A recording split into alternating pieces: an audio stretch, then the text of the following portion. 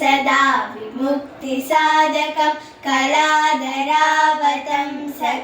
विलासिलोकरक्षकम्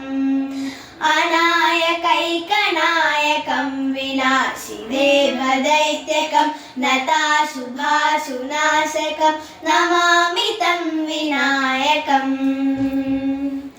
न ते तरातिभीकरं नवोदितार्कभास्वरं न मत्सुरारिणीचरं न तादिकापदुर्धरम् सुरेश्वरं निधीश्वरं गजेश्वरं गणेश्वरं महेश्वरं तमाश्रये परात्परं निरन्तरम् समस्तलोकशङ्करं निरस्तदैत्यकुञ्जरं दरेधरोदरं वरं वरे बभक्त्रमक्षरम् कृपाकरं क्षमाकरं मुदाकरं यशस्करं नमस्करं नमस्कृतां नमस्करोमि भास्वरम्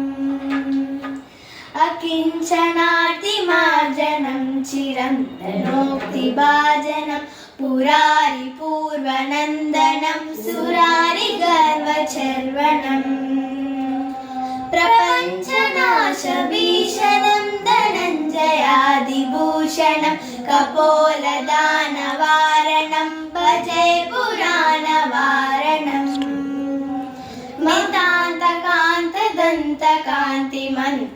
मितान्तकान्तदन्तकान्तिमन्तकान्तकात्मजम् अचिन्त्यरूपमन्तहीनमन्तराय कृन्तनम्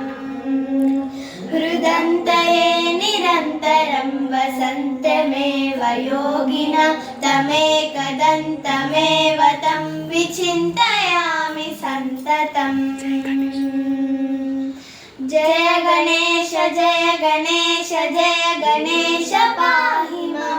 जय गणेश जय गणेश जय गणेश रक्ष मां जय गणेश रक्ष मां।